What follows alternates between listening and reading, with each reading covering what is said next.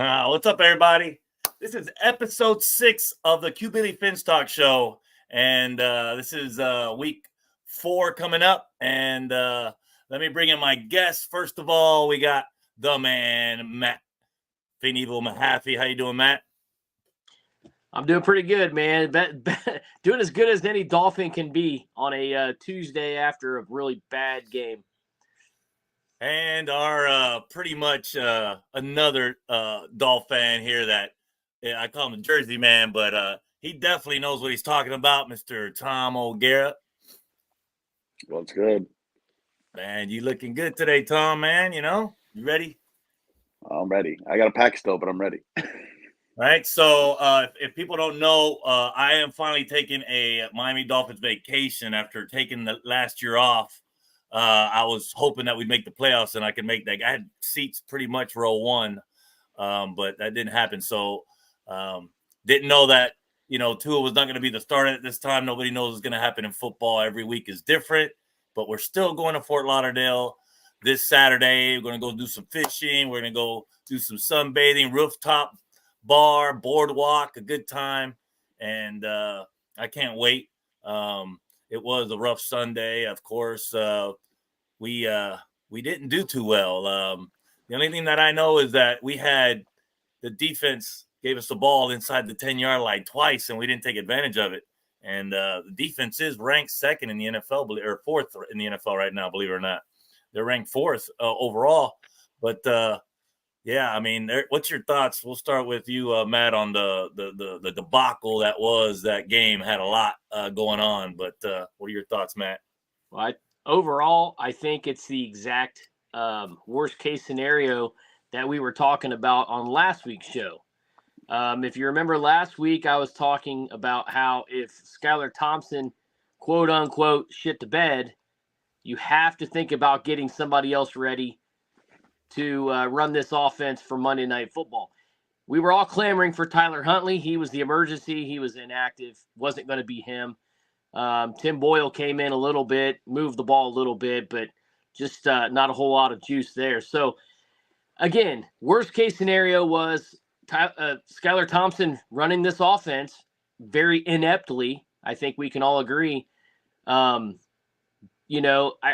His stats right now, and this was the stat I was telling you guys off the show that I wanted to show to prove his ineptness. He's now attempted 158 passes in the NFL. He's thrown 1 touchdown. In 158 pass attempts, he has 1 touchdown. So just take that for what it's worth. But to me, that's a pretty good litmus test of what he brings to this offense. Well, that cancels out as well the Tua doubters that were out there clamoring for Skylar to come in. I think that they are all quiet now about the Skylar issue as far as that. What are your thoughts, Tom, on the debacle that was? Well, anyone the lowest scorers game I've seen in a while. Anyone can run this offense. They got the 2 top speedsters in the league. I mean, shit, anyone can do it. Obviously not. Tua has a lot of deficiencies with the scheme and how quick he is getting the ball out, his accuracy. Skylar's throwing hospital balls. Hills probably should have caught that. But at the same time, am I going to catch a 1-yard pass and get absolutely destroyed and risk my health? Like we already own our 4th-string tackle and 5th-string guard, and we have more injuries than anybody I've ever seen. But league-wide, there's more injuries right now in the first 3 weeks than there's been in a long time. And it's a lot of skill positions. So as bad as things seem, I'm literally obviously the most negative possible that I can think right now, but I'm trying to have a little sprinkle of positivity. You're good. You have 2 playoff teams last year that were 0-3. You have 3 teams that are 1-2, just like us, that were in the playoffs. So, I mean, you just got to find a way to win. Tim Boyle looked a lot more comfortable, which is crazy to think. You see, he can move the ball. Pass. I mean, Durham Smythe drops a beautiful pass in the end zone, but McDaniel, what are you doing not changing and catering the offense to these guys' strengths? These guys will never be Tua. It's not even a remote question possibility that Skylar Thompson can have 1% of Tua's athleticism. He's got 0 internal clock. That play before half almost lost my shit. Sitting there, patting the ball. Like, dude, you don't have all day. 1 Mississippi, 2 Mississippi. Bam, from behind. Oh, what happened? It's just ugly. We said it on the show. We wanted to see like 30 to 40 runs. We got 12. We got 2 carries for Wilson, 2 carries for Wright, and maybe 10 or 12 carries for Chan. That was it. And he had 19 pass attempts. Well, the first half, I thought it was like 20 pass plays versus like 8 run plays, I think, in the first half, which is phenomenal because that's still a lot of pass plays compared to run plays. And I know that, Chan only had like, I think in the first half, he only had like 5 rushes for like maybe 22 yards or something like that. It wasn't much. Think about it. Skyler's had the ball inside the 6-yard line 6 times over the last 7 quarters, 6 quarters. Yeah, it was mind-boggling how we couldn't get that ball in the end zone, and the defense just handed it to us right there within the 10-yard line twice. Let me get to some comments real quick. Tyler, Finns fans of the upstate saying, "What's up, dude?" The famous Mr. Chris Barker, fan of the year. I'm going to see you, Chris, man. Thanks for watching the show, man. We can't wait to hang out with you this weekend, man. We'll be at Shenanigans on Sunday at 1 o'clock, man. Watch a little bit of football, eat some lunch before we go back and hang out at the hotel. What's up, Anthony Palea? He said Skyler looked like poop. Yeah, basically. Yeah. And poop that looks better. Chuck Tinsley says, "Let's fucking go week 8." Yeah, man, we're all can't wait for that Arizona game. His profile picture is our mood. His profile picture is all of our mood. Skyler dead on the field. I love it. Yeah. Well, so go ahead, Matt. Well, I think the very first our opening drive on offense pretty much sums up the day. Okay, so we go RPO, quick slant to Devon Achane out of the slot for 23 yards. Like, whoa, looks good. All right. Then we pitch the ball to Jalen Wright, gets outside, gets 9 on first down. They don't call the horse collar tackle. So anyway, we're 2nd and 1 now after 2 productive plays. Mm-hmm. We go RPO fake. Julian Hill misses a block. Skylar Thompson gets a pass rusher in the face. He almost fumbles / throws an interception, whatever. So now it's 3rd and 1, and we do that same predictable 3rd and 1 inside handoff, but this time it went to Jeff Wilson for no gain. And then we missed a 57-yard field goal. And just like that, after a couple of nice plays to start the drive, it fizzled out. And that's about how every single possession went the rest of the day. And to go back to your point about the defense giving us the ball at the 6, I'll go back to that. So here it is right here. Start at the 6. Achane, handoff, 2 yards. Again, a motion penalty on Julian Hill, who had a terrible day, by the way. Cut it out. Bye. And then we go RPO throw to Tanner Connor for no gain. And then we go RPO throw to Engel for 5. And then we roll Skyler out. He has to throw it away. We didn't take one single shot in the end zone. And that's a reoccurring thing. Like, we're not taking any shots to the end zone. We're trying to throw short of the end zone and set up a stage of blocks. And it's just not coming to fruition. Man. Go ahead, Tom. I just don't like his personnel in the goal line. Why they like Tanner Connor and why they like Julian Hill is I see with the tangibles of the size and the physicality and the possibilities, sure. But the actual substance of what's happening is these guys can't get in motion to get out there. And then when they get the opportunity to get out there, they're holding somebody. They're not lining up properly. Why are we not running fades like with Jonnu Smith? You brought him in. He's big and athletic. You brought him in to do things like that. And then you don't use him at all. Right. Well, listen. It's 3rd and 1 or 4th and 1, and we're doing a 4-yard toss to the outside when you obviously have a stacked loaded side to the one side. Hello? Anyone can see that's coming, Mike. I just don't get what Mike's doing right now. Yeah, man. Well, let's hear from the man and the legend himself. The one and only wide receiver, Mr. OJ McDuffie, man, joining the show right now. How you doing? What's up, fellas? How you doing, baby? What's going on, Juice? Hey, not too much, man. Not too much, man. I hear you guys, though. I hear your concerns, and I feel everything you guys are talking about, man. It's a tough one, bro. Real tough, man. And I don't get some of the things that Mike's been doing lately either, man. So hopefully he makes some adjustments, man. I thought he'd make some adjustments for this game that we just had, but adjustments have to be made, bro. We can't expect to do the same thing when you got two in there, when you have Skyler in there, or for me mostly. I thought our offense would take the next step, man. I thought we'd get to the next level right now, man. First year was was decent. Last year was incredible offensively. We got the same offense this year, and we've taken steps backwards, man. That's troubling right there for me. And I think it starts with Mike, and Mike's got to figure out something real fast. I did like that Zach Sealer pick. That was really nice, and the defense is doing a lot better. They kept hanging in there, but the defense can't do all the work either because 3 points is not going to win any games. That's for sure. Right. We're just going to do a quick roundtable, OJ, man. Matt's going to ask a question. Tom's going to ask a question. And then at 9 o'clock, some others will come on, and we'll keep it going. Go ahead, Matt. At 9 o'clock. What you say? 8. 8 o'clock. My bad. Dude's gonna go hold you up this long. You're hostage. I'm holding you in my basement. No, I think the one of the first questions I wanted to ask you was, you were there. I think it was your rookie year when Dan went down with his Achilles. So like from an internal standpoint, how does it?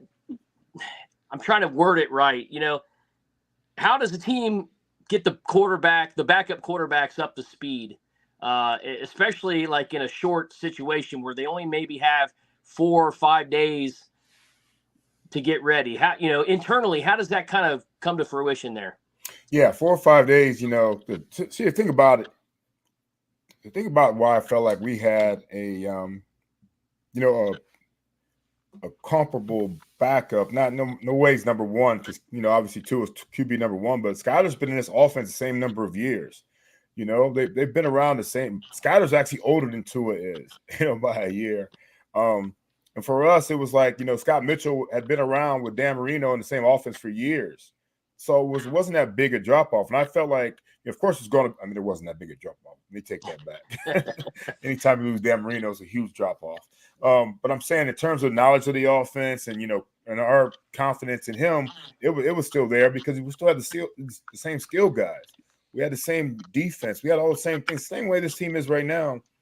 Of course, you can't expect Skyler to run the offense the same way that Tua would run it, but everybody else is the same. Somebody else got to step it up. And I thought that we felt that our team was that talented. And I felt like this team should feel like they're that talented where you get more than 3 points. 3 points is ridiculous. That's a Division II school playing a Division I school, in college. 3 points is unacceptable. And I think Mike McDaniel said that. So back to what you're saying, we just had that confidence, Matt, man. We just knew that, we've got guys out there that could come together and raise our level a little bit to help the quarterback in that's replacing Dan Marino. And I thought that's what our guys have been doing. Raise your play up a little bit to help Skyler out. Now, Skyler didn't help himself out at all in that game either, man. He held the ball a little bit too long, didn't have a sense in the pocket like he should have. Got to let it rip every once in a while, and take some shots. But at the same time, I think the other guys didn't do much to help him either. I didn't see a sense of urgency. We had a sense of urgency when Danny went down. Ooh, let's go, Tom. I'm trying to think. I've asked OJ 1,000,000,001 questions for the last 25 Right. years, so it's like hard to think of something. I still have all of our letters, all your answers, everything. Ask him if he's coming to Shenanigans, man, on Sunday. We're gonna be at Shenanigans on Sunday, Juice. If you, I know you're busy. Monday. Actually, yeah, it's Sunday about 1 o'clock, man. Shenanigans in where's that at? That's in Hollywood, right? Hollywood area, Mania Beach, whatever it is. We'll see you Monday probably anyway. I might swing through there. I got to find a place to watch the game somewhere. So I'll be at Palm Beach for the weekend, but I'll get back in time for maybe that Sunday gig for sure. I guess let's go kind of what we've been talking about. Like, you even alluded to it too. Like, Mike needs to change the game plan to the skill set of Skyler. Like, right. You can't expect Skyler to go out there and be an accurate timing-based, throw to spots, move defenses with his eyes. I just figured that we would have ran the ball a lot more. We had 12 carries, 13 carries the whole time. I think we had to end up with 18, which is not enough when you have 50-something plus plays on offense, and it really is that. I on the post game show that we do on iHeart, I told I said even when New England was great, the Tom Brady days, there were sometimes they ran the ball 30-some times, or they throw it 30-some times. It depends on the weekend. It wasn't always like the same thing, and I think we're in this era right now where he's kind of making it no matter what's going on. This is what we're going to do. That's not how you can do it, man. You got to make these adjustments, and I think that no matter what, it really boils down to Mike. Turn the page, man, and look at himself in the mirror. Right. We're all huge Mike McDaniel fans, and I tell you, his press conference today, he's starting to feel a little bit that he's got to, he's got to change some things, man. The somber mood is there. A team that's 1-2 through week 3, a team that easily could have been 2-1, 3-0. You're starting to feel in that locker room a little bit, man, and I hope they are, man, because bottom line is their job is to make us all feel good. Which if we feel good, everybody's gonna feel good. We pay the bills for these guys. We want to make sure that they got to make sure they put on a quality product, and that we haven't had that. So Mike has to turn the page, man, and he's got to be able to make an adjustment and adapt to the talent that he has out there, and hopefully those guys go out there and do the same, man. But I mean, the penalties, 11 penalties. How do you go out there with a backup quarterback and you commit 11 penalties that were called, a couple others that were either offsetting or decline, and that's on offense, defense, special teams. I mean, it's just unheard of to me.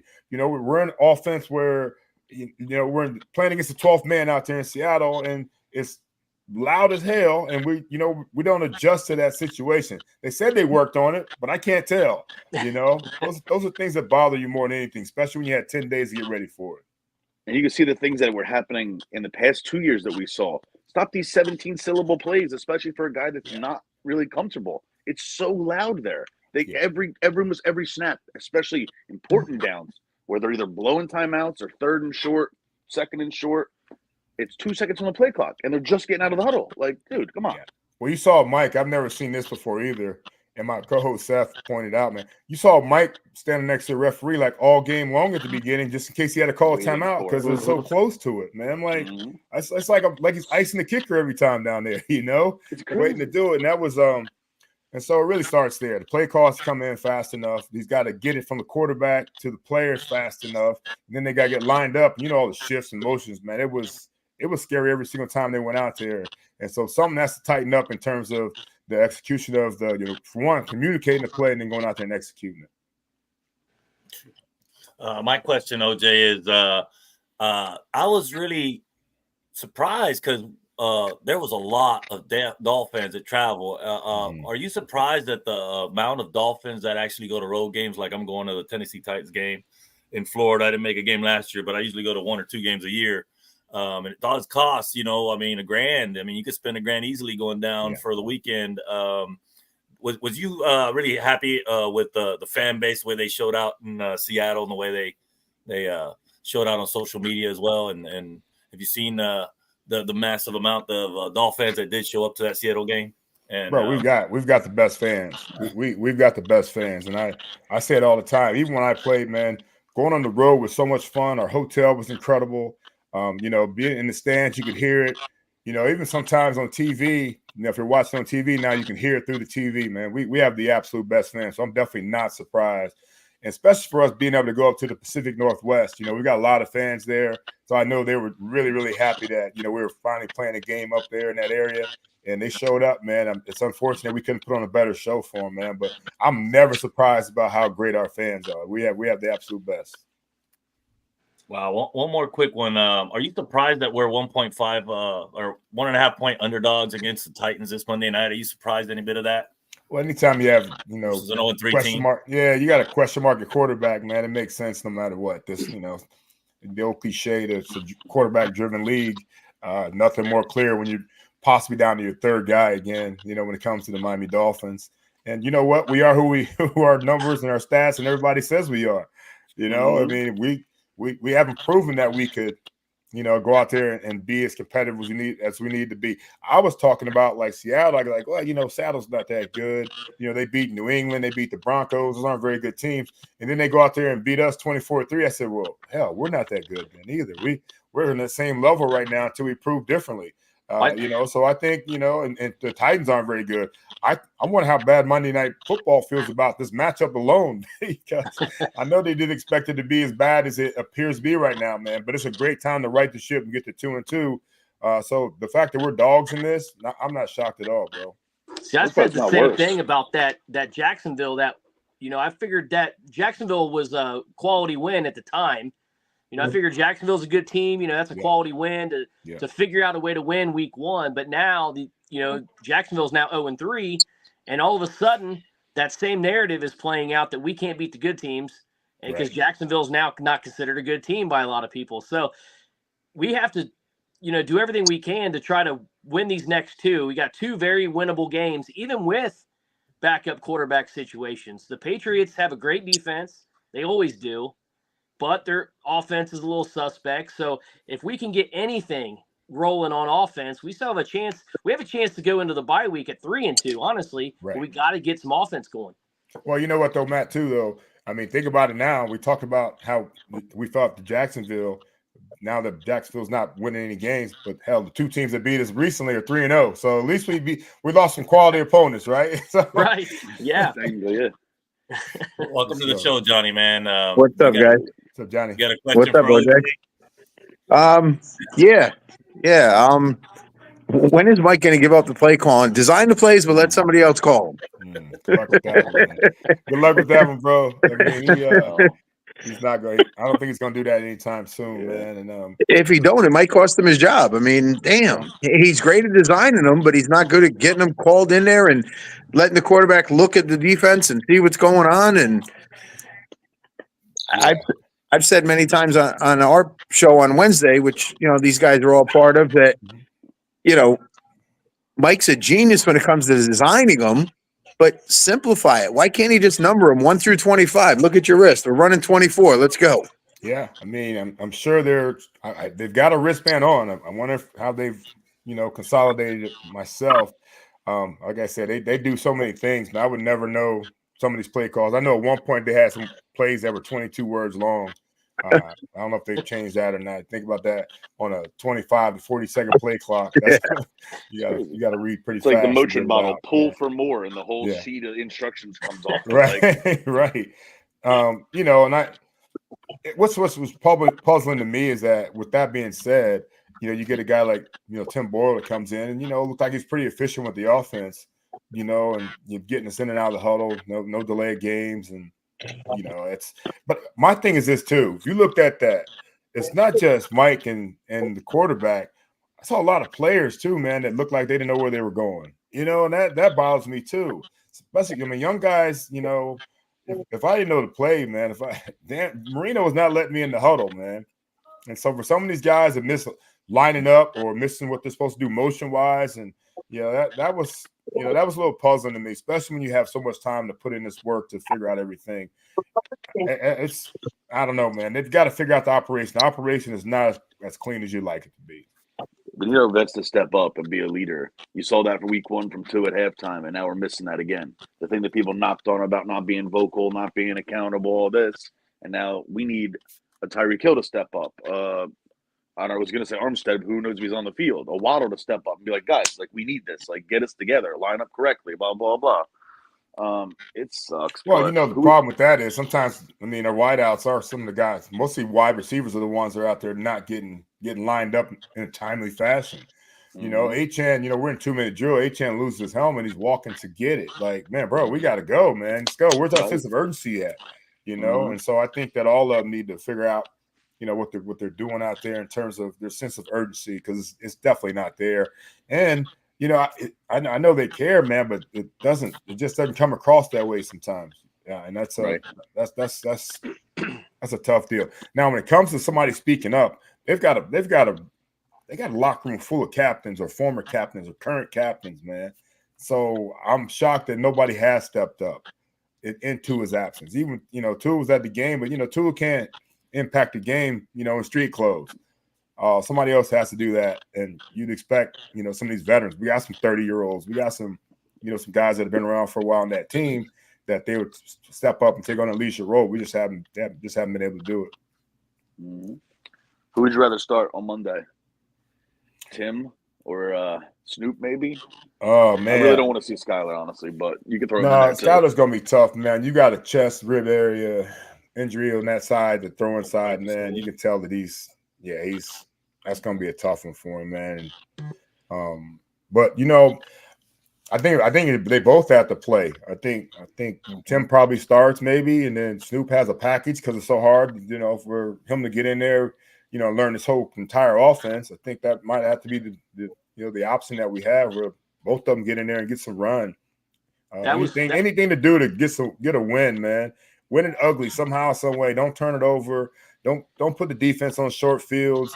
You gotta buy some time until either Skyler or Tua get back, man. And that's what happens with most good teams. If you've done a good job of your personnel, you should be able to buy some time until, especially with the schedule coming up. Our schedule coming up really gives us a chance to be able to hold down the fort for a little while. Yeah, that was going to be my next question, was about, like, obviously us fans, we don't see the inner workings. We don't see how extensive the playbook is to learn and how long it'll take. And there's a big outcry on social media of getting Tyler Huntley ready to start that Monday night game. And I think I agree with you. I think they both get some packages. Let's get them both in there, show some different looks.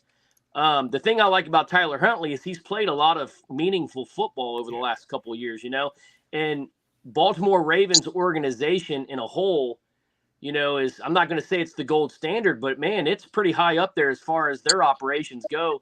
And for them to have that much trust in Tyler Huntley to play significant snaps when Lamar Jackson was out for multiple years, a couple years he was in there at the end of the year. So I just think Tyler might bring a little more juice, but Tim Boyle, I kind of like what I saw with him a little bit. Seemed to bring a little calmness to the offense there at the end. I don't know. We'll see. Yeah. I think knowledge of the offense is going to be the key. If they could do it, Snoop would be the guy if they felt comfortable with everything he was doing already. So we'll see. He's gotten, he'll have 10 days of learning the offense. But like I said, this offense is super complicated. And see how much watered down. We don't want him in there from the beginning, in my opinion, because you got to water it down so much that it becomes super predictable. Mm-hmm. You still got to be able to do a lot of things that you want to do, and I think that we can do that, especially at home. We'll be able to do our motions and shifts because the crowd, I don't think Tennessee is going to travel as well as some of the other teams that come in here and make it super loud, even at a home game. And so, I think that once Snoop gets the knowledge of the game or the offense down, I think he's going to be our logical starter at quarterback for us. I wanted to say something real quick about the play of Tyreek. He was only locked down under 50 yards last season one time, and the last two games he's only had it was below 50 yards. He had 23 yards one game against the Bills and 40-yard performance against Seattle. Tyreek has to be involved or we can't beat the Titans, in my opinion. I think he needs to be thrown to a little bit more. How do we get him the ball more? I think he had 7 or 8 targets in that game as well. He dropped that quick screen. Any way you get the ball in Tyreek's hand. I know at one point 2 games ago they were running reverse, between both he and Jalen had reverse calls and things like that. Find a way to get the ball in his hand somehow. Bring him inside. The thing about it is, these teams are playing these defenses to kind of take those guys out. So you got to figure out a way to get them going, man. You have to figure out a way to get them going no matter what. If you got to hand the ball to these guys, get the ball to them, get in their hands and let them go do what they do. And that's, again, that goes back down to Mike McDaniel getting it done for us, I guess one positive I haven't said real quick, sorry, Pedro, was that go ahead. Anthony Weaver has made adjustments in game that you would want to see from Mike that you haven't seen, especially with the defense. For the first drive, they looked a little shaky. The 71-yard pass was not great. They need help on the run, stopping issues. But other than that, he locked them down the whole second half, minus that long drive. But you can't expect the defense to come on the field every 4 plays and hold them to nothing. Yeah, I mean, especially in this league, you know, what I mean, this league does not allow that. And yeah, I like what Anthony Weaver's been doing, man. Honestly, you look at the first game, shut him out the second half against Jacksonville. Second game, offense gave 17 points pretty much directly to Buffalo, so against a juggernaut of a team.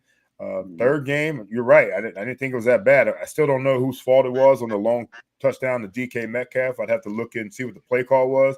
I thought maybe that Ramsey should have had the big bite, whereas I think Javon Holland has to jump on that first move.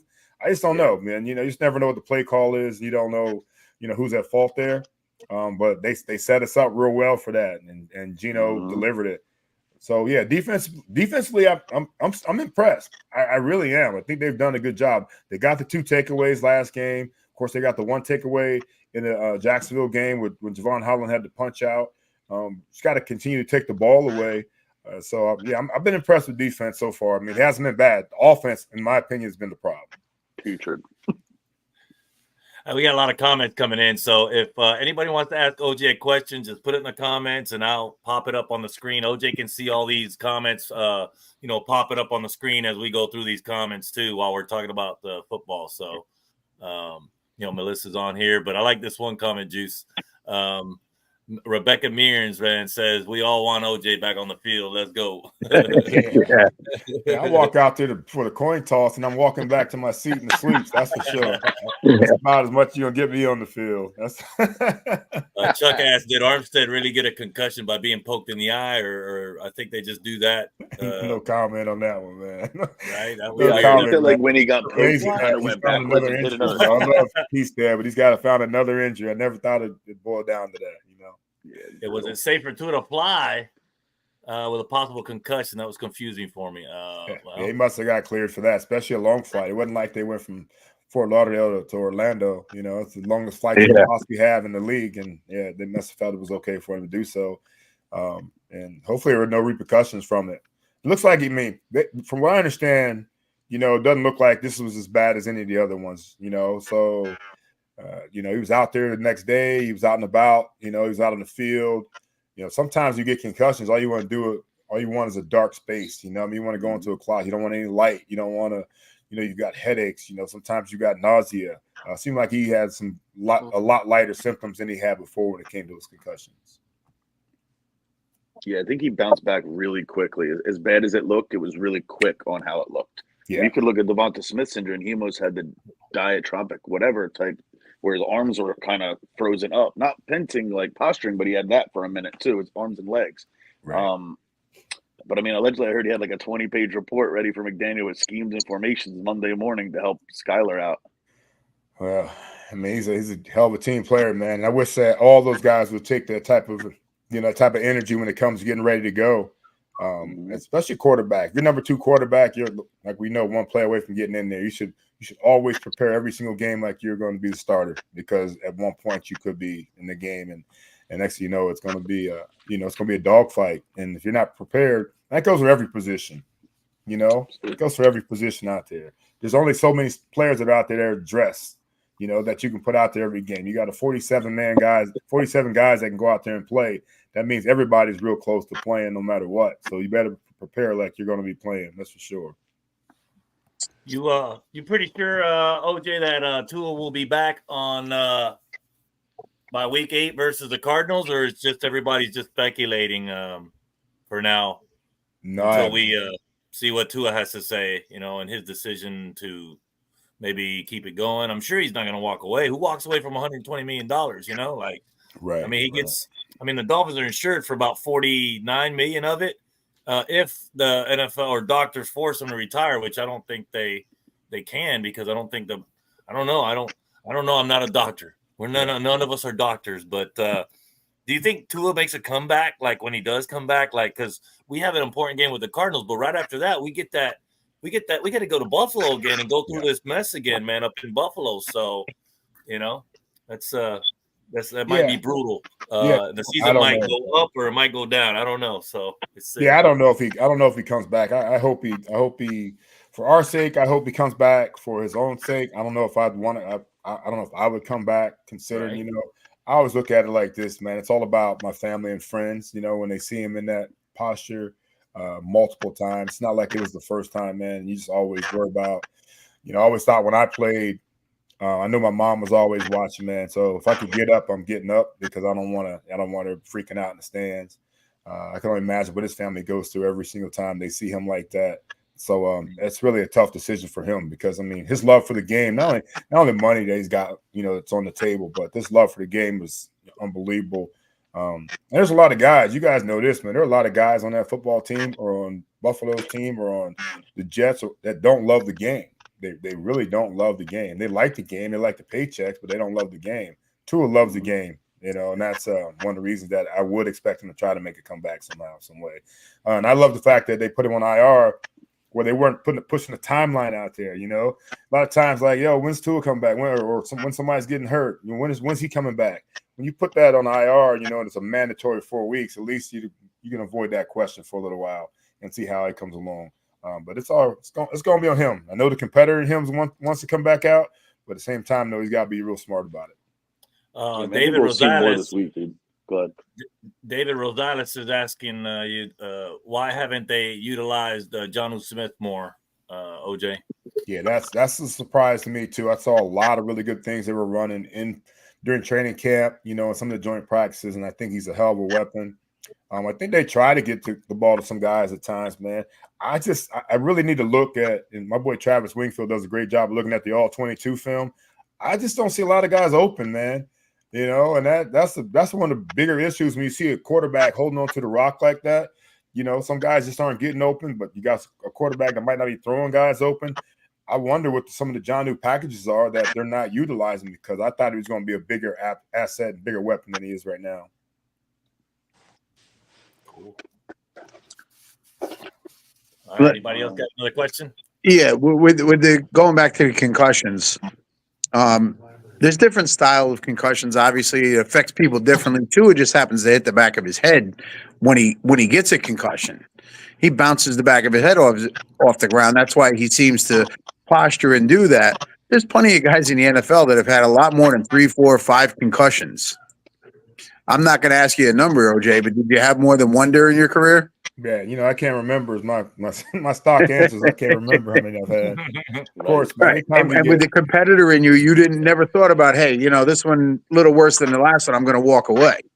Yeah, you're always. I mean, there are plenty of history. A little bit woozy, a little bit dizzy. I remember taking a hit at a 1 o'clock game in Miami. Where it's dark out for a little while, and then it all came back. So we've all had some of those episodes. Only problem is, once you have one, they don't just go away. They tend to add up, and then it becomes a little bit easier, from what I understand, for a lot of these guys to get another one. If you look at Tua's hit, I'll never say it wasn't that tough of a hit, but it wasn't as drastic as you've seen some of these other hits. You see some of the hits that Skyler took, this last game, you're like, damn, is he going to get back up?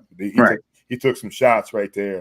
And you wonder how it would be if that were, I'd hate to say it, if Tua were to take some of those shots, how it could have turned out too. So, like I said, you get to a point that, where these things start to add up. They don't go away. And so we just got to figure out a way for Tua to avoid harm when we get him back. Is wearing that Guardian helmet an option? Oh, it could be, but a lot of these guys have too much pride wearing those things. But I don't know if that Guardian helmet would have helped him in the Damar Hamlin situation. It looked like he more got his neck bent than hitting the head. Well, he judo chopped. He bent his neck, but then when he went down, his head bounced off the ground, hit the back of his head, and that's when he postured. Yeah. He didn't actually knock himself on or anything when he hit Hamlin. It's when he rolled over and smacked the back of his head. Yeah. I don't know, man. No. They were trying to say that it might have happened earlier in the game, like the series before that, where he hit the back of his head, just getting pushed over. I've heard that too, man. And if that's the case, then they're coming, too easily and too frequently at that point. Yeah. Got our first finish trivia question, OJ. You ready? It's a good one. I'm ready. It's a good one, man. All right. Who is the only Dolphins player to ever score a defensive 2-point conversion? Is it A, Lloyd Mumford, B, Curtis Johnson, C, Jordan Phillips, or D, Walt Aikens? What's the question again? Who is the only Dolphins player to ever score a defensive 2-point conversion? A defensive. Lloyd Mumford, Curtis Johnson, Jordan Phillips, or Walt Aikens? Well, it can't be Jordan Phillips. That's too long for him to go for return 1 for 2. It's got to be Aikens because I don't think it was a 2-point conversion when those first 2 guys played. So what's is that right? I want to say all right. The answer is D. Walt Aikens. Yeah, it has to be Aikens because the other guys weren't even. There was no 2-point conversion. The first 2 guys and Jordan Phillips. That's a hell of a long run for him to take back a 2-point conversion. So yeah. He would have got a 15-yard penalty on the way. Yeah, right. He had a timeout. He was taking a timeout at midfield, Right. For sure. All right, you had a trivia question. I got a fun fact for you. You know what the talk up in New England is? The whole New England area. I still have friends and family there. I had a buddy texting me this morning. All New England radio is talking about Miami's getting Mac Jones. I'm like, it's not happening, brother. Oh boy. Yeah, that's what they're talking about up there. Well, we'll take Bradley Zappi off your hands there, maybe. Right. I'm gonna tell you what. If Joe Milton, we'll take him too. Yeah, no matter what, getting somebody this year. I mean, we made the move. I think for Snoop. I think that's the biggest move we're gonna make when it comes. Absolutely. To that. Getting anybody this year is gonna be hard, man, and giving up assets is gonna be tough. So I think we just have to ride it out. What we have going on, man. I really do. Well, you want the sad part, or maybe the better part is even being 1 and 2, we're sitting in the 7th spot for the playoffs. Dude, it's amazing. I mean, the parity is great. It really is, man. What are like 4 or 5 undefeated teams left? A lot of 1 and 2 teams, which is crazy. And then the 2 and 1. So yeah, we're not in bad shape going into week 4. Could be a lot worse. There's some teams that are already on vacation, and hopefully we're not that team yet. Larry Meyer says, "Hi OJ, should we think about shopping in the college draft for a decent quarterback due to the situation with Tua? All due respect for Tua, I am still a bit concerned about his health situation, but being a big Canes fan, I love Cam Ward.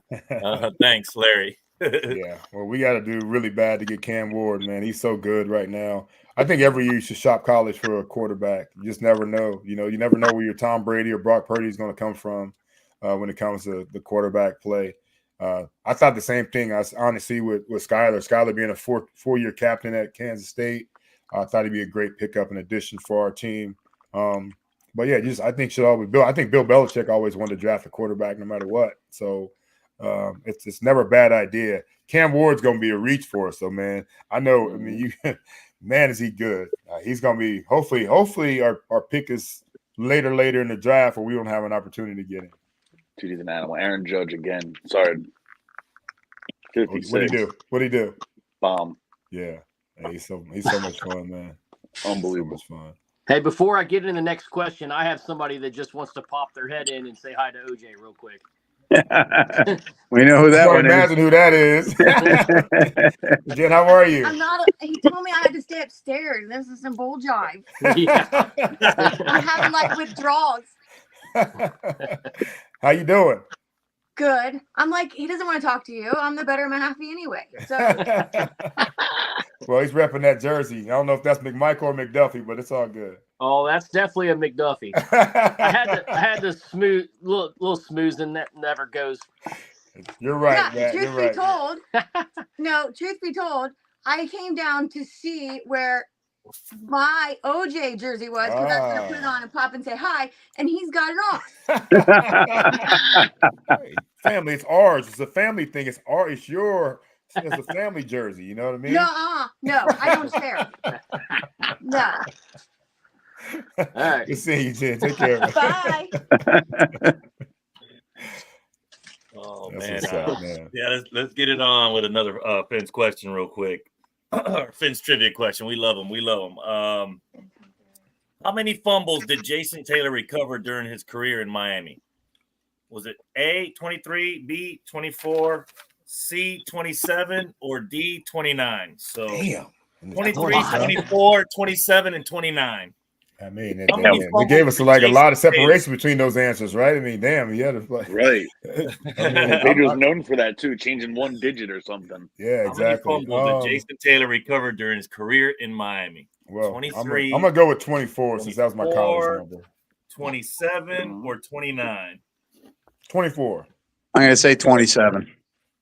Commenting. Let's see. Give them a chance to comment on their answers before we give it up. All righty. And the answer is question number 17. Answer is C, 27. And Shane is correct. And Maria's correct. Yep. There you go. They got them right. That's a lot. So OJ, since you just mentioned that, why'd you choose 81? Right, yeah. Hey, you were 24 in college and 32. Let's double it up and let's keep going. How about this one? How many sacks did Jason Taylor have as a Dolphin?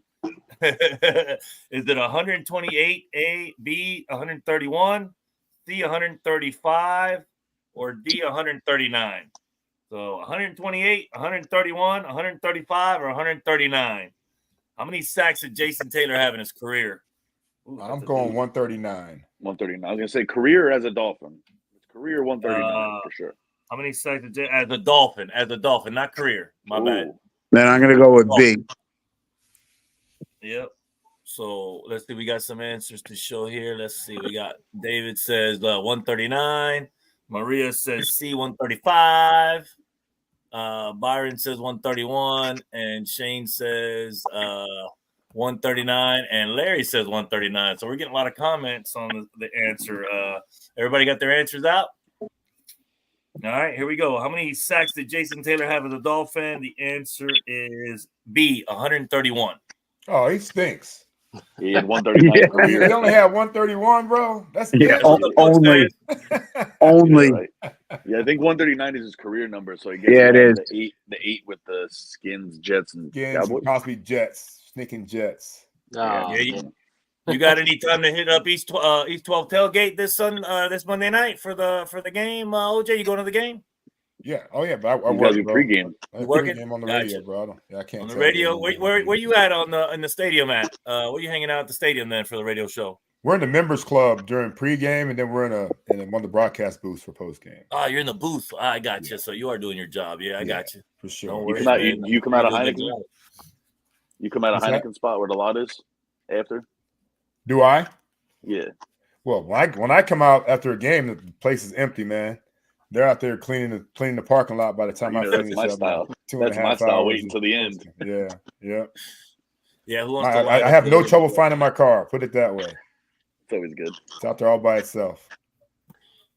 Well, let's see, Melissa. Oh, I was gonna say before, I was like, why did you choose 81? Since you said it, you were 24 in college and you had 32 in high school. Yeah. What made you choose 81? 81 chose me, man. You know, I mean, I got lucky. You know, back in the day, wide receivers had to wear 80 numbers.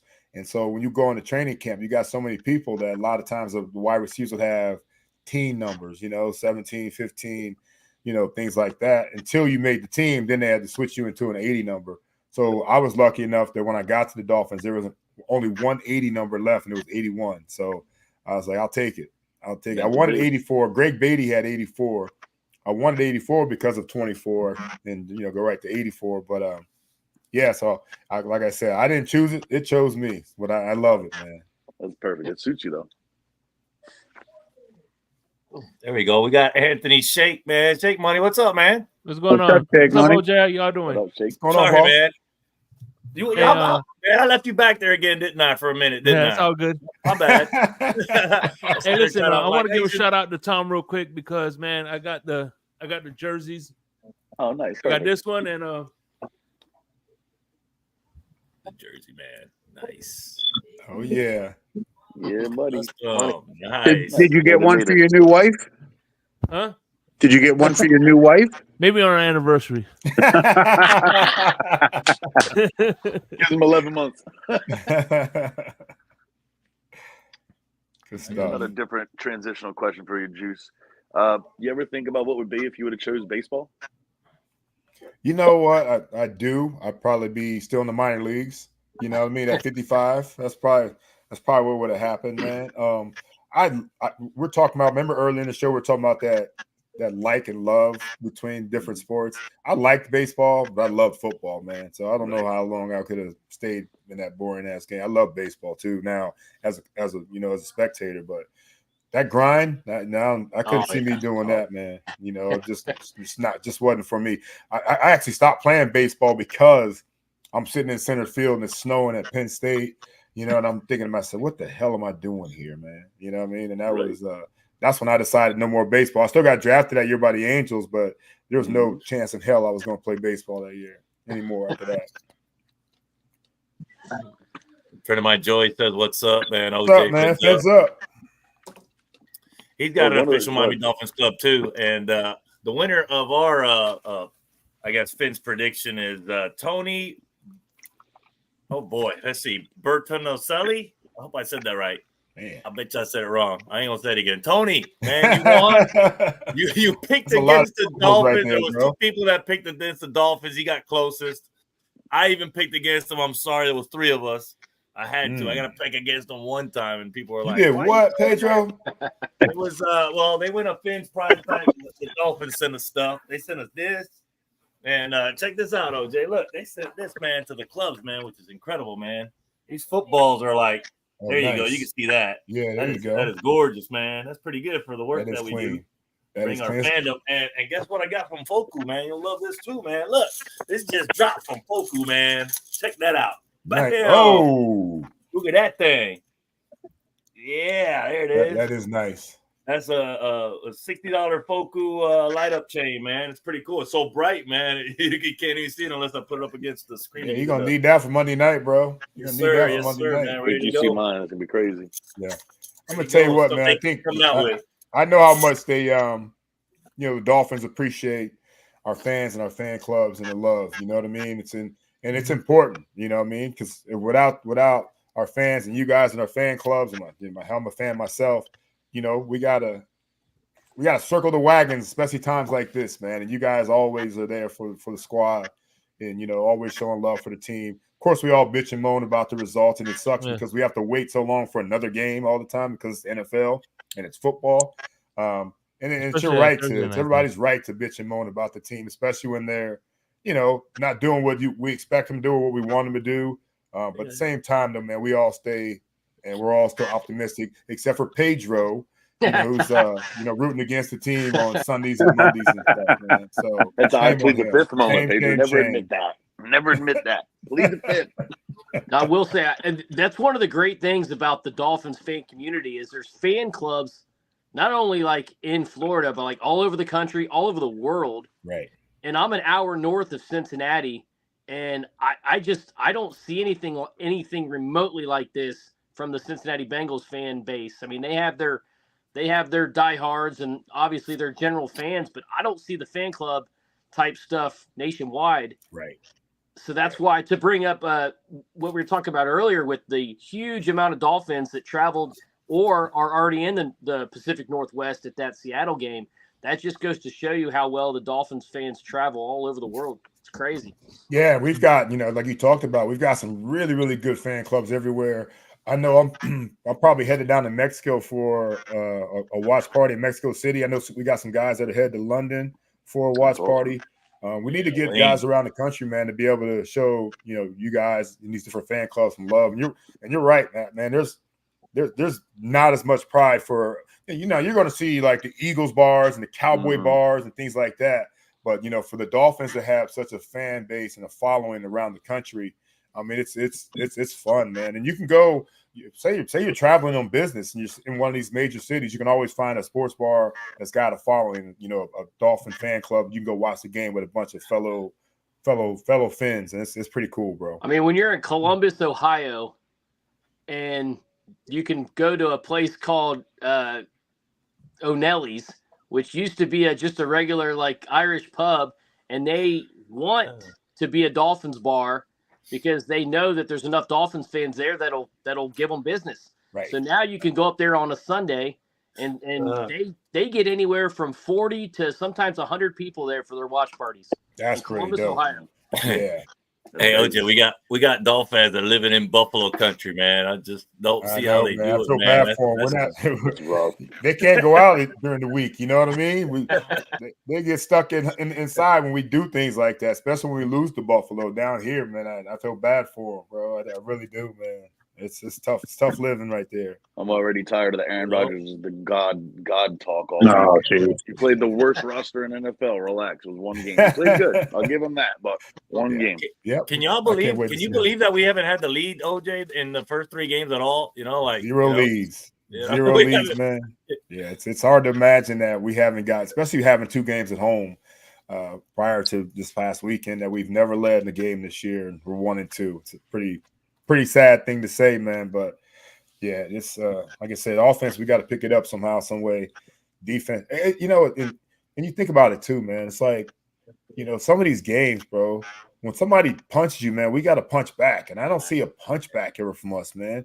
And the next thing you know, we're down 10. We're down 17. Snowball, you know, even so Jacksonville had us down big. You know, I'm like, man, when somebody punch you, man, punch them back in the mouth, bro. And it's like, instead of playing catch up the whole time.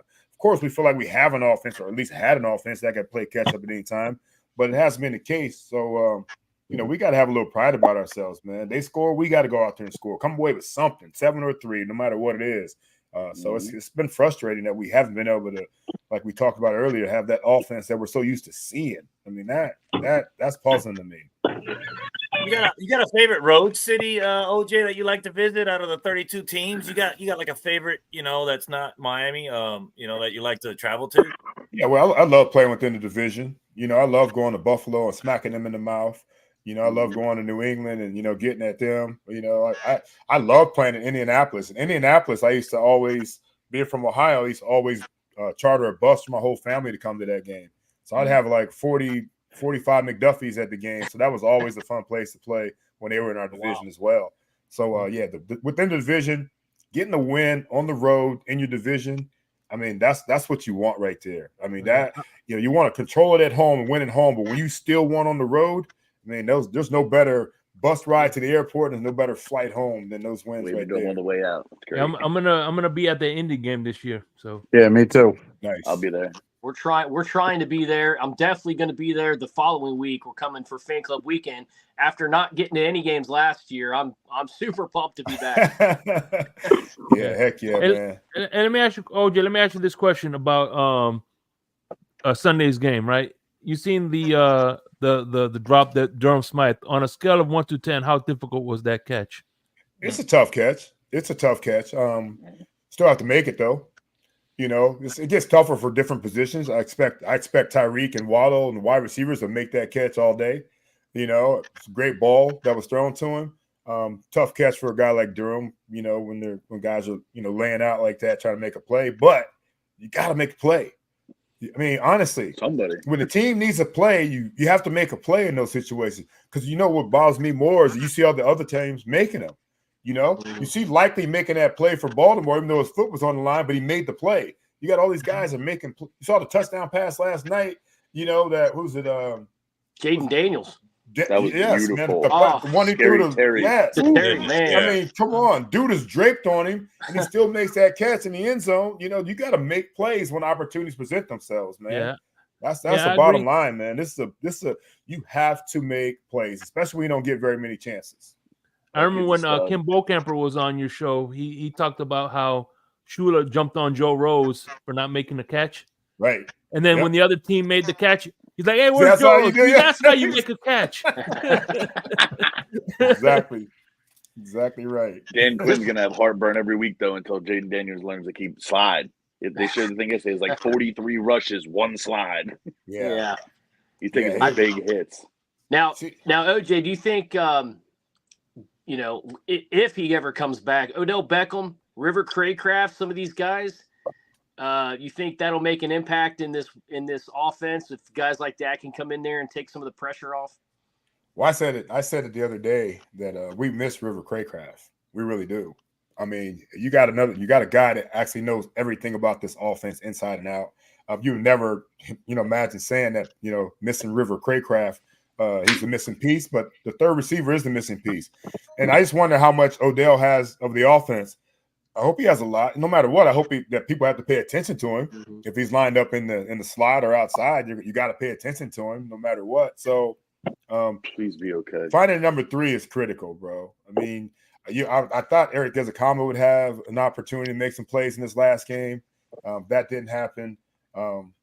some of the other guys that get these chances. I mean, Berrios, I thought would be able to come in and be an impact player in the slot because you got those other guys drawing so much attention. That hasn't happened. Yeah, a great So run. we do miss Riv, and we do miss, what Odell Beckham Jr. could bring to the table for sure. Hopefully, we got Isaiah Wynn back too. I mean, we need a guard at this point. And we need. Here's the thing about it. People, the old line actually, until we had to start replacing guys, they didn't play too bad. We talked about earlier. I think Skyler held onto the ball a little too long at times, and that led to some trouble. We ran the ball well, and they kind of abandoned it.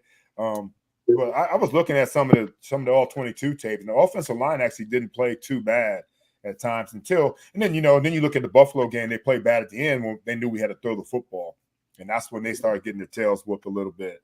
But for the most part, they haven't been bad. We just got to make sure that we stick to some of the things that are working. I mean, Jalen Wright had two great runs, and then he didn't get any more opportunities. I mean, why is that? I don't know. Maybe. I mean, he did have some trouble lining up at times, and sometimes when that happens, coach said, "All right, that's it. You're not playing." Kind of hurts the rest of the team. Line him up in the I formation behind Alec Ingle, man, and let's pound somebody on occasion. Jalen Wright. What is this, Pedro? Episode 6. So for like 6 episodes of us doing this show, Jalen Wright has been like the guy that all of us just want to see unleashed because he has so much talent and his skill set plays well with this Mike McDaniel offense. We just want to see more of it. Yeah. I think it boils down to knowledge of the offense still, and that right there always will keep you off the football field. No matter how talented you are, how well you did in preseason or, during training camp with it watered down, knowledge of the offense is critical. Blocking, you got to protect quarterbacks. There's different things that will keep you off the football field, and talent doesn't necessarily put you on it if you don't know the rest of it. Thanks. I got a quick I got 2 points that I want to hear from OJ. One is the passing away of Mercury Morris. Anything you want to say about him? And we got to get Richmond Webb in the Hall of Fame. So thoughts on both of those points? Yeah. Terrible loss from Eugene Mercury Morris, man. He just one thing I know about the Miami Dolphins. You guys talk about the fan base, but I tell you what they do. They do a great job of keeping us former players together. Tom Garfinkel and Stephen Ross and Nat Moore. We are a tight knit group, and so we know guys that retired yesterday all the way up to guys that played back in the 60s, 70s, man. And it's a lot of fun for us to get to know guys. We were just on a cruise with Merck, a couple of years ago, and he was in great shape, right, Johnny? He was like, he was vibrant, and you just never know, man. A couple of years later, we lose him. It was a tough one, man. It was surprising for all of us for that reason alone, because he did seem like he was in such great shape, seemed like he was doing really well. But I guess he took a turn for the worse pretty fast. And of course, when we lost him, the whole family was in shock. So that was definitely a tough one. When it comes to Richmond, man, we definitely got to get Big Webb in the Hall of Fame, man. You know what I mean? That's my dude right there. Mm-hmm. It's going to happen, man. We just got to keep the faith and keep working to get Richmond where he rightfully belongs. Richmond's not going to toot his own horns. We got to toot it for him. And that's super important for us to make sure that happens. It's going to happen. It's going to happen. When we're talking about the Richmond Webb situation, I actually get mad thinking about it because I look at his resume and then I compare it to other guys that have already gotten in years ago, and I'm like, what are we missing? Like what? Right. Like 7 Pro Bowls, first team All-Pro, All-Decade team, blah blah. I mean, the list goes on, and I'm like, what is the committee not seeing that we as Dolphins fans saw greatness? I just don't. Yeah. I don't understand it. I don't know. And that's the thing about it too, Matt. That's a great point, Matt. Because you think about it, how do you tell how good a lineman is when you don't hear his name called very much? You know what I mean? Richmond's name was not called very much. How do you know how good Richmond Webb was? Ask Bruce Smith. Bruce Smith will tell you how good he was. Exactly. Why did we get Richmond Webb in the first place? To block Bruce Smith, and that's what he did. And so. I mean, I think his first 7 years in the league, he was, went to the Pro Bowl or some things like that. It's unbelievable his numbers are. And then you got some guys that had a 5-year career that are in the Hall of Fame. Well, I'm like Tony. Yeah. I used Tony Baselli. He went in on the first ballot. Exactly. He was the first ballot guy, and I'm comparing the resumes, and I'm like, whoa. Right. Man. Exactly right. It's similar to Zach and Brian Urlacher. You can almost look mirror image between Webb and Baselli and Urlacher and Thomas. It's crazy. Yeah, that was tragic too, man. Zach definitely had better numbers than Urlacher, and Urlacher went in right away, and Zach had to wait and sweat it out.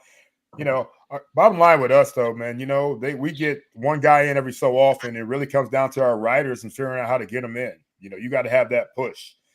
It's not the Hall of Fame. It's the writers that have to figure out a way to get our guys through. And so we'll, keep pushing for Richmond. But bottom line is we got a lot of guys that could probably get in. Clayton, Kuchenberg, Webb, so we got to, fight. We're going to fight for one guy at a time, because if we fight for all of them, then we're dividing votes up. So we got to figure out who we want to put this push behind. And I think it's Richmond's turn for the push, sure. So what is it that the writers have to do more of to get our guys in? Well, they've got to get in front of these committees and pitch. They got to have one hell of a pitch. I know they had a great one for Jason Taylor. I know they had guys like Tom Brady and Peyton Manning vouching for Jason Taylor. So they need the same type of deal for Webby. You got to have Marinos and guys like that, and Bruce Smith's up there vouching for him. Because there's no numbers. What do you go by number wise other than his Pro Bowl appearances to see how well he did? You can look at sacks allowed or not allowed and things like that. But they have to put a real nice campaign together, in front of these other writers in order for them to get voted in. You think we work on the offensive line? Because a lot of the Dolphins complain about the offensive line, and the Dolphins always say they're okay with the offensive line, but we're not seeing it as far as like rushing yards in the field this year. Last year, it was working pretty darn well. Yeah, I mean, everybody complained about it last year, and we were top 5, I think, in rushing as a team. This year, like I said, I think our biggest problem this year is that we're not giving them enough attempts. You got to do a lot of things to keep defenses off balance. Offensive linemen don't want to pass pro. They want to get in, down in 3-point and come off and fire off and run block more than anything. And so in order to keep them happy, we've got to give them opportunities to go out there and smash somebody. I mean, I saw a block. I hate to say it. Connor Williams had a hell of a block against us this last week. He was, and I hate to see former guys here that go there and, and make plays against us. But our guys, got to get those opportunities as well. He took 2 guys out on that play. I saw that. Yeah, that was personal. That was some definite. Yeah, that. There. Well, you know what? Think about it. Jojordan Brooks, he was a former player for Seattle, and I thought he had a lackluster game, in my opinion. Connor really took advantage of getting at a team that let him go, kind of. That's what I would do. I never, knock on wood, thank goodness, I never got a chance to play for another team. But I've had guys in our locker room that have played against their former teammates, and they were hyped to play against them, man. You'd have to be hyped to play against them, and you just got to go out there and make plays. You got to play within yourself, but at the same time, though, you want those opportunities. You love those opportunities. Absolutely. So Timmy Bowens is going to get the Walk of Fame this year. Who's next after him? He's in the honor roll. He's going to be up in the big, he's going to be in the sky. You know what I mean? Everybody else is on the ground compared to True. Yeah. True.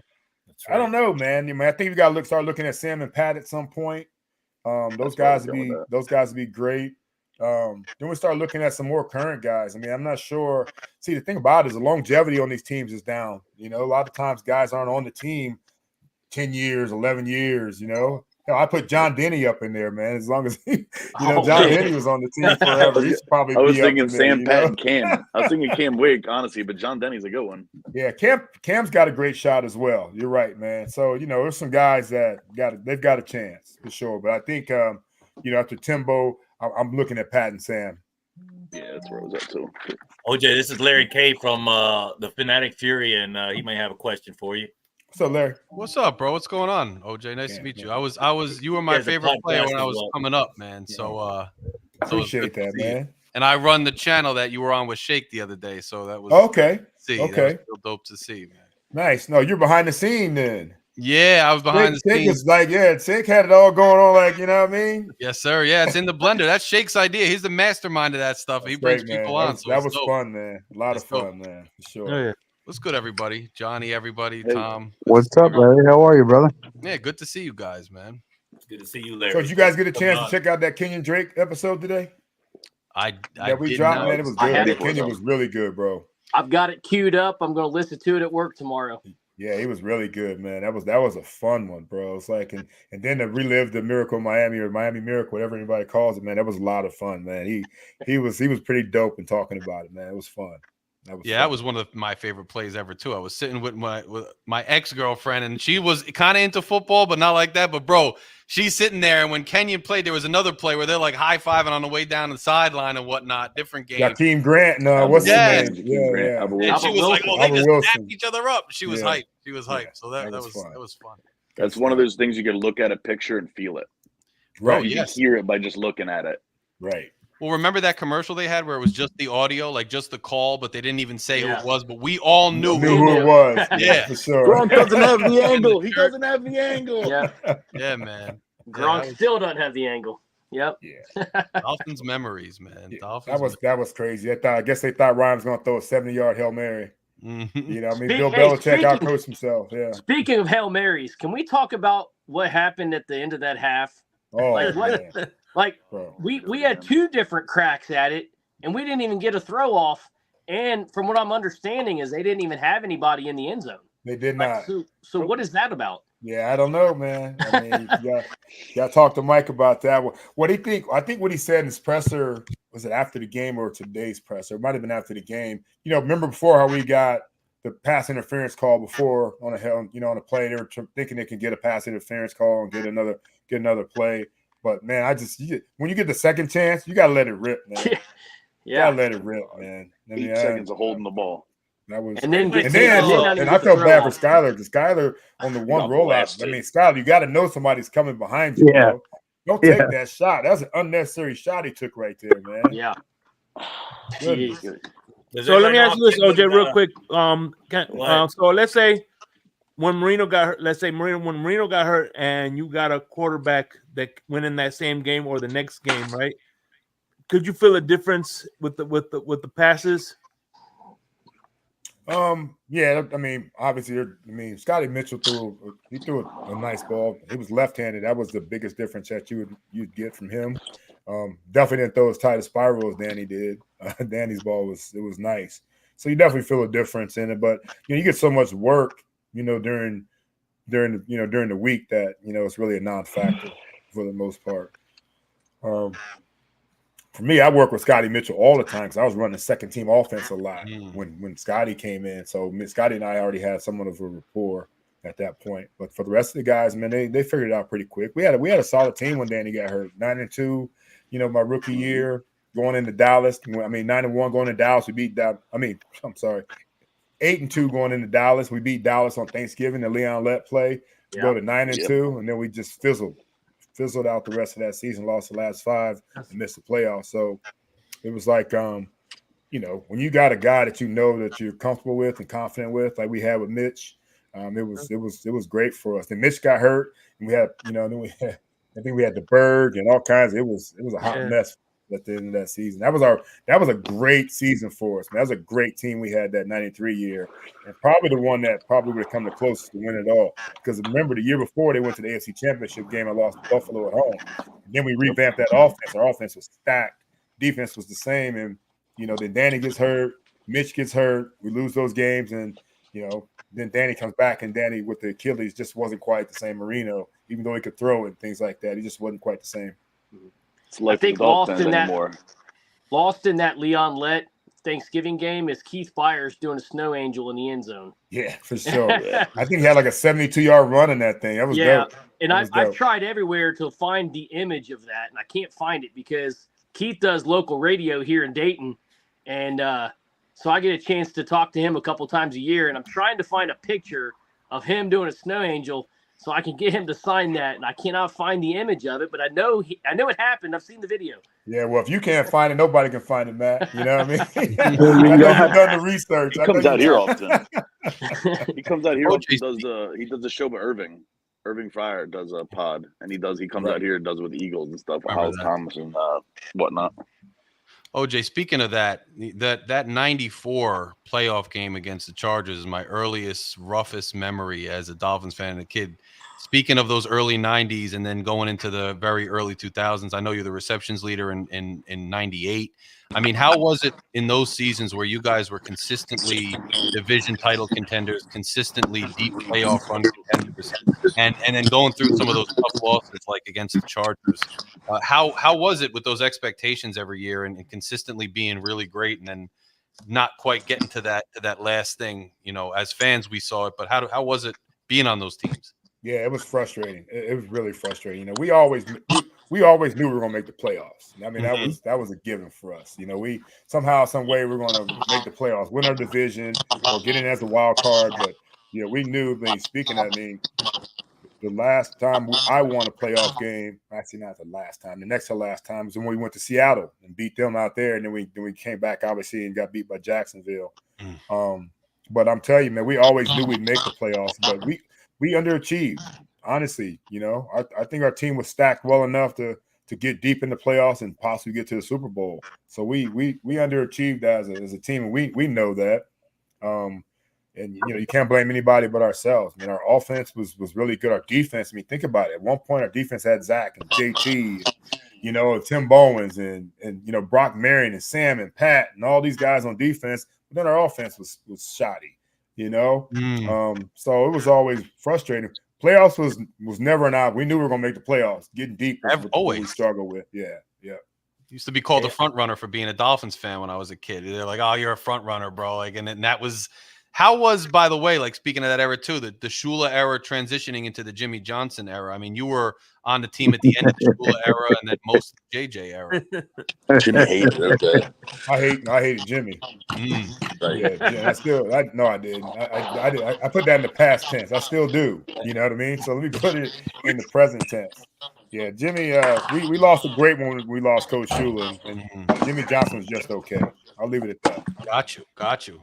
Speaking of some of the guys you played with in the Ring of Honor, what about Brian Cox going up in the Ring of Honor? You know, there's a chance. You know, I mean, Brian Cox was great for us for a long, long time, man. I don't know. You know, a lot of times when it comes to that, you know, it's always you got to think about guys that are still around, still in the eye of the public, you know, still down here in Miami, that, you know, that to get those opportunities. I mean, Webby's here all the time. Webby lives in Texas, and he still comes here 2 or 3 times a year. And of course, his greatness speaks for itself.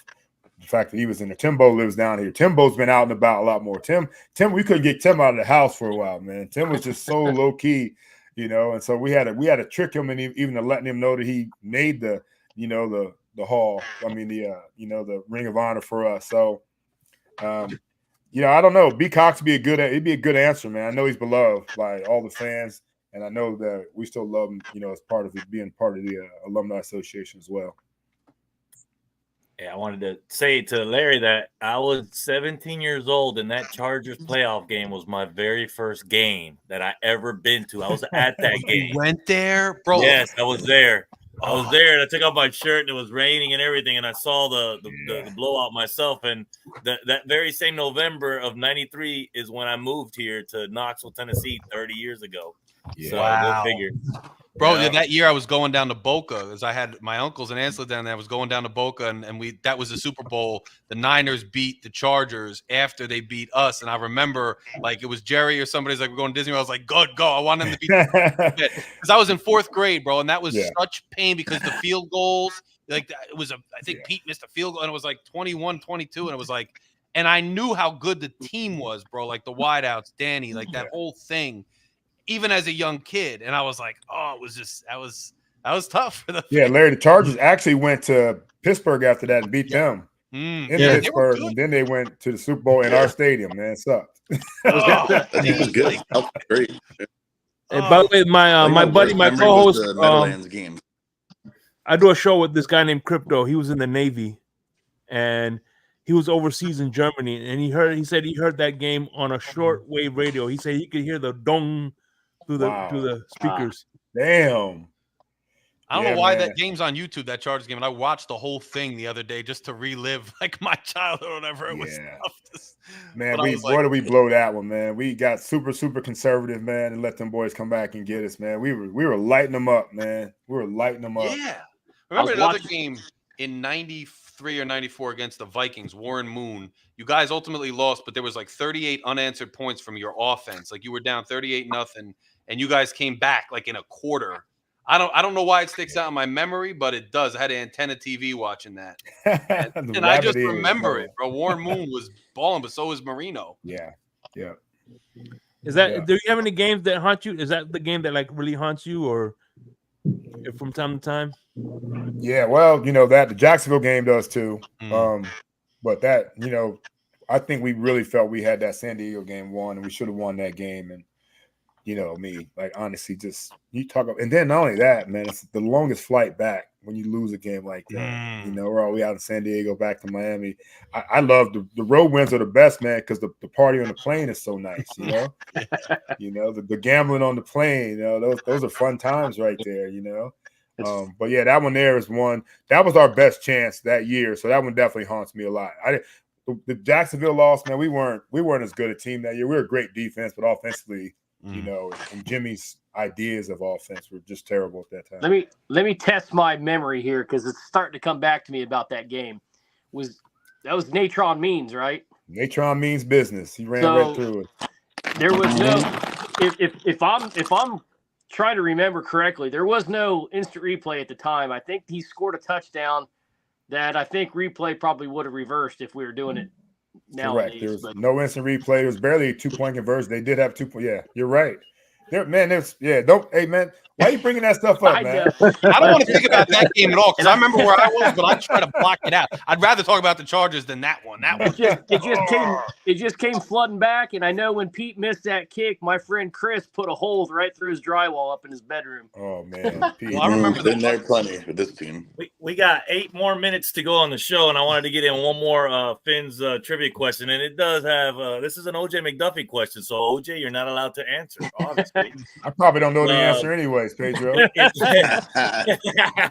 In what year did OJ McDuffie have the only 1,000-yard season in his career?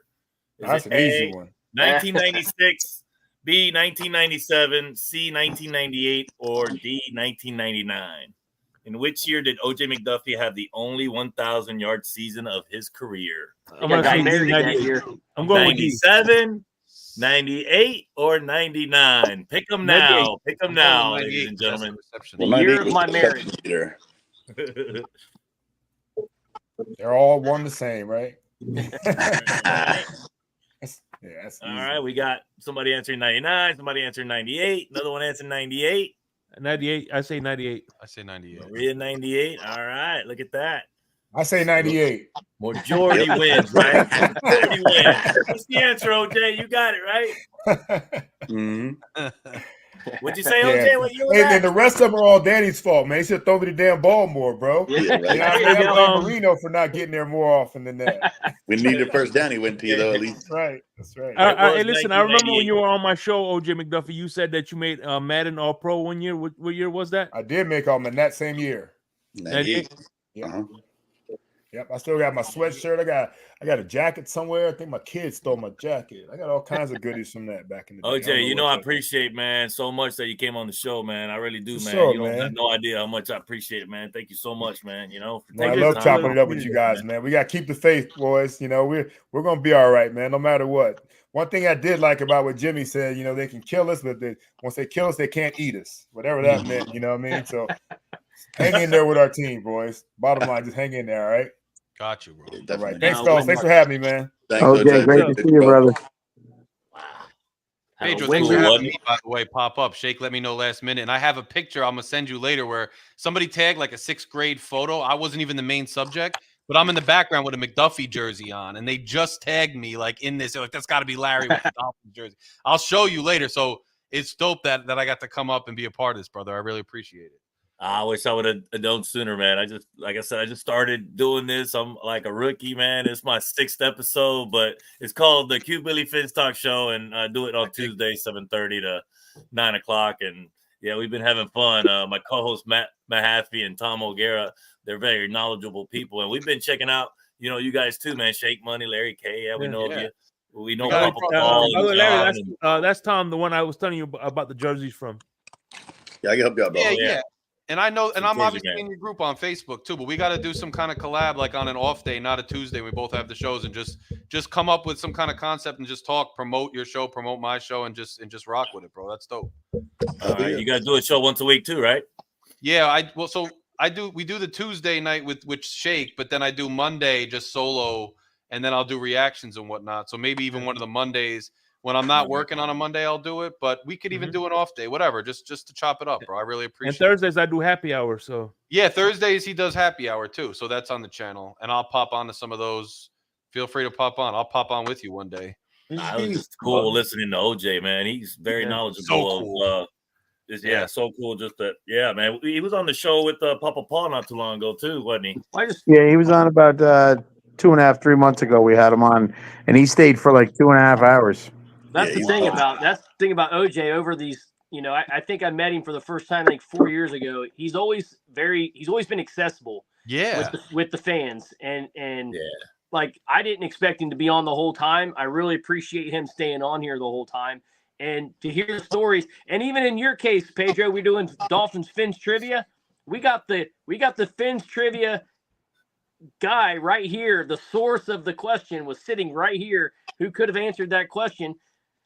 That's just a cool thing to me, you know. It's real cool, bro. It's cool that he does that. I mean, not everybody does that, and it's cool to be accessible. It's good for just relationships with the fans and the team, you know. Well, I got the Bible, man, Larry. So I'll bring it on your show, man. The Bible right here is the trivia Bible. You know, I love that, bro. Bring it up, dude. That's what we'll do. One night we'll do a show and bring on the trivia book, and we'll just do trivia questions. Maybe we'll give something out or whatever. That's what we'll do. We'll plan it, bro. I'll talk to you. That sounds like a great idea. Just message me, man. Yeah, cool. Yeah. And by the way, he was also in the Blender season 1. Yeah, I know. Yeah, I know. That's I'm always painting, man. So, you know, if I had more time, man, I know. I see you. More, I know. You know. And Johnny O was in season 2. So yeah. Anyways, thank you guys for coming on. I appreciate you guys coming on and asking OJ questions and all that. It was fun, man. Listen, anytime OJ can, he'll get on a show. He'll talk to you. He'll give you wisdom. He'll talk about the old days when he was there. I mean, you guys are talking about heartbreak in the 90s. I'm the oldest guy on this panel tonight. And I can tell you heartbreak when you guys were little. Yes. No, I know. I can't believe it. Like, yeah, I remember that game vividly before I moved. That Chargers playoff game where we just destroyed them. I think what the score was, like 30-0 or something like that, or it was incredible. But then I moved in November of '93, and the first thing I do is watch that Thanksgiving game, you know, happen, and we couldn't believe that game. You know, of course, you know, when Leon Lett touched the ball, we just couldn't believe it. You know, it's crazy. I love that. I still watch that just to see how nuts it was. And now it's 30 years later, man. It's like, damn. Yeah. You guys should go back and rewatch that just for the Keith Byers big long run and he lays down and why it's snowing in Dallas, Texas, I have no idea, but that Thanksgiving it was. And to watch Keith Byers do snow angels in the end zone, that's a lost snippet of that game that people forget about because of all the dramatics of the end of that game with Leon Lett and Stoyanovich and all that stuff. You seen this, Larry? Yes, sir. Nafoku? Bro, hey. I love that. Isn't that crazy? That's crazy. It just dropped, man, on Foku, man. It's crazy. Bro, that's dope. Yeah, battery and everything on the back. That's actually real dope. There you go without like the lights on. Oh, that's sick. Freaking I love sick. That big old fat chain. You know? Yeah, I love that. That's sick. Man. We're going to the me and Tom, we're going to Fort Lauderdale this weekend. We're gonna go check out that Monday night game, but we're gonna go fishing in the Dania Beach here. We're gonna go eat some Cuban food, hang out with people at Shenanigans for meet and greet. Yeah. And we got our hotel's got a rooftop bar and pool and hot tub. It's crazy. I love it. Bro, I love right it. There on the 4 more days, baby. 4 more days. When are you guys flying down? I'll be there 9 a.m. Saturday. Nice. All right. Well, I'm flying. I'm flying Friday. I'm hoping that it stays on time with the storm that's coming in. Yeah. We got a hurricane that's like passing by as we're going down probably on Saturday or something or Friday. No, it's Thursday. It's supposed to be coming up to wherever it lands. They just haven't figured out where it's going. Yeah, hopefully it goes to the West Coast in the Gulf. Yeah. That's what I'm hoping because otherwise my flight's going to be late. I may not make it down till Saturday or Sunday. I think I hope you do. Hopefully We'll see.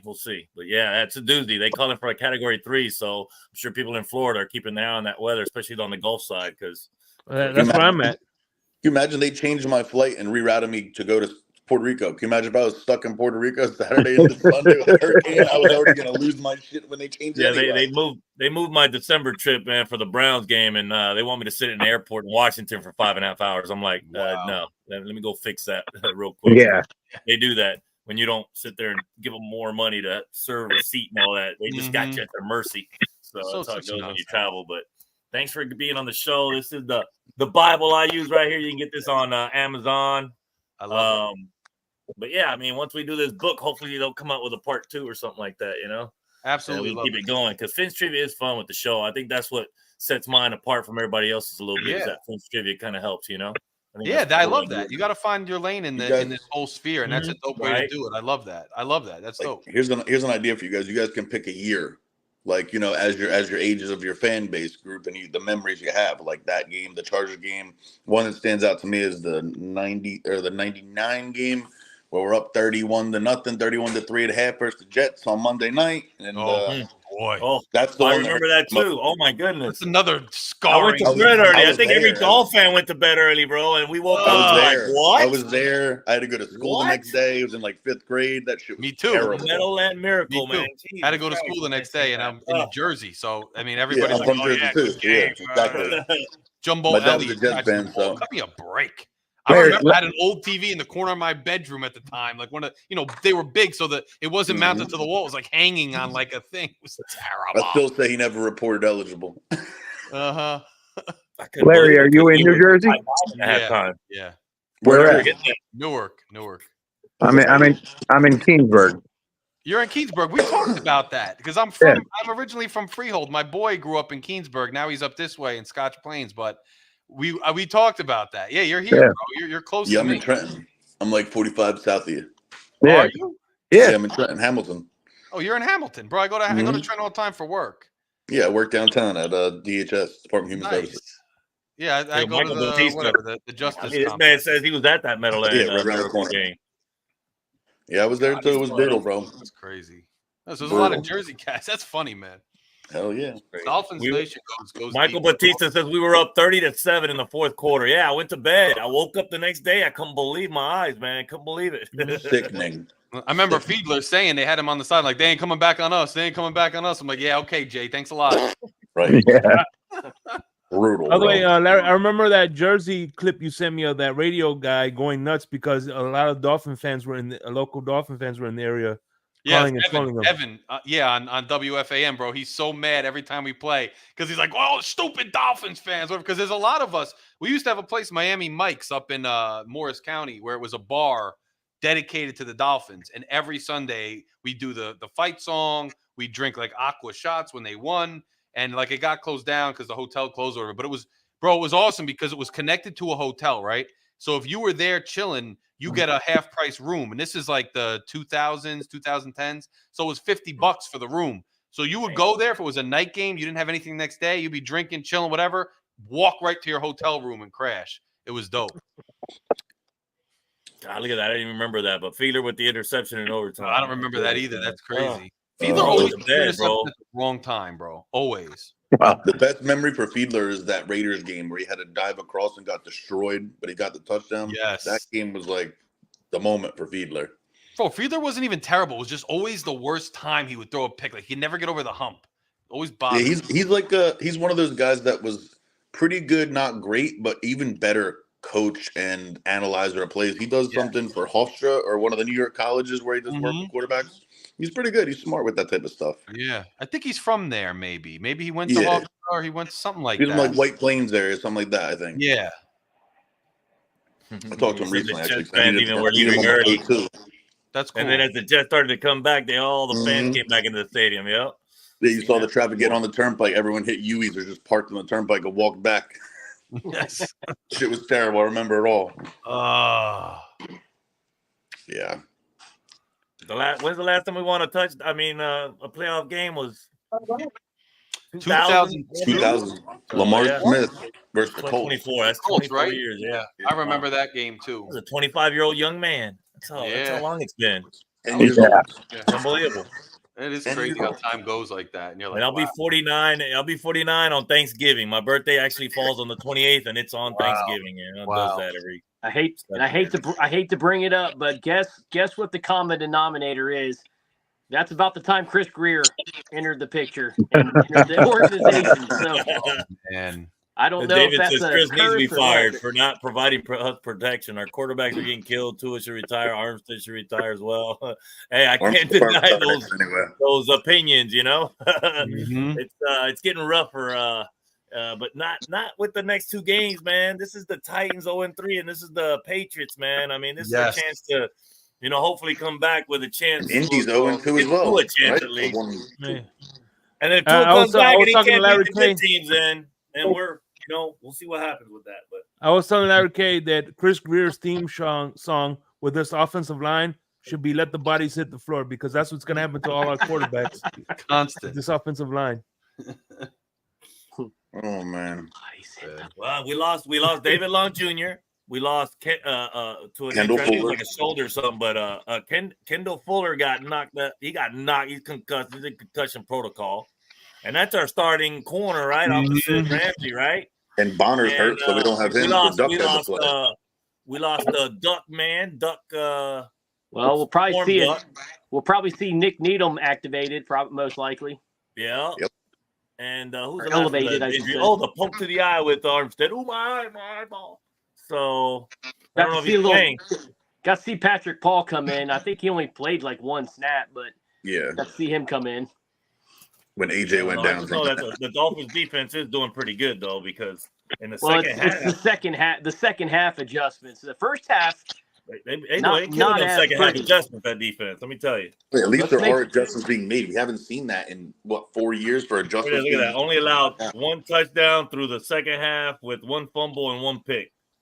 And think about that. That's not bad. That was a really long drive. It's ranked fourth overall. I couldn't believe it. I was like, huh? Really? It was 17-3. We're about to score, possibly. Mike drops a touchdown. Mike has the dumbest fucking play call ever. They turn it over, and they take a 7.5 minute, 75-yard drop. We only had 3 touchdowns, bro. That's it. Look, 30th. That's 30th in the league. We've only had 33 points scored, man. That's 32nd. That's dead last. That's terrible. That's 749 passing yards. That's 8th. That's not bad. I mean, damn. We're passing the ball, rushing 285 yards. That's 25th. That's got, and 11 sacks allowed is 9th. And then the run blocking grade ain't bad. It's actually 3rd with 76.5. So it's just mind-boggling what's going on. I don't know. Anytime we have a big positive play, it's a hold by Julian Hill, an illegal motion by Robert Jones, a hold by Robert Jones, just dumb shit killing drives. Like we all say, it's one thing that happens, and the whole team does it. One bad thing happens, they let it snowball. They don't punch him back in the mouth. They're just like, I guess we're gonna get steamrolled. He turned it over. It's his fault. Fuck it, whatever. Like, dude, come on. I think we're Somebody needs to get a fire into the red. I think we're going to see a combination of both Boyle and Huntley. Boyle, doesn't do good. Obviously, you leave him in there if he's doing good, and then in the first half, if he don't do good, then you bring out, kind of do it the preseason way, maybe. I guess I don't know. I mean, you use them as a decoy. When you bring in Huntley and you think they're going to be like a run play, you think it's going to be a motion, use them as a decoy and do something else. We'll see what happens. Hope for the best. At the end of the day, I'm glad we do this show on Tuesdays and not on Mondays because that gives myself time to cool off. The problem is mentally heal. We play on Monday Night Football, so I'm not going to have that 24 hours to cool off before we do our show next Tuesday. Right. More Jameson after that. That's going to be my whole thing this weekend. And be back in time for Tuesday's show next week. Yeah, I fly back. I should be back in Knoxville by 1. Yeah, I should be able to make the show next week. So thank goodness. We do shots of Apple Crown. It could be any crown really, but we prefer Apple Crown. We do shots of Apple Crown for every Dolphins touchdown, and I have a nice frozen bottle of it in the freezer. We had 3 shots, man. That we never got a chance to drink at all on Sunday. So I'm hoping we can crack that bottle open. Blackberry. No, I haven't had the blackberry yet. I heard that was good.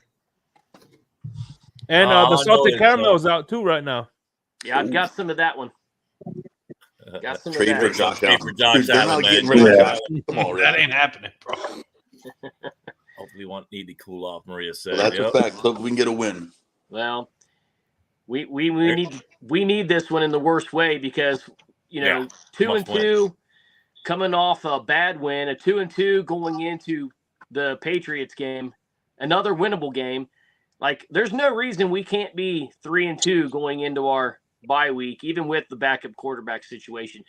If we can design the right playbook for the skill set of the whatever quarterback we choose, whether it be Boyle or, I'd like to see a little more Tyler Huntley myself, but, let's use that as a litmus test for the future as far as the quarterbacks go and see if we can't make our adjustments. Because 3 touchdowns on the year ain't going to cut it.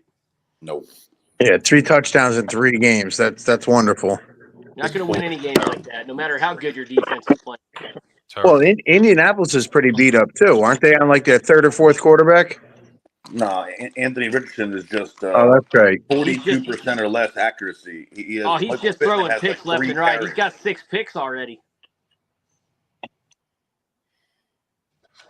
Bad right now.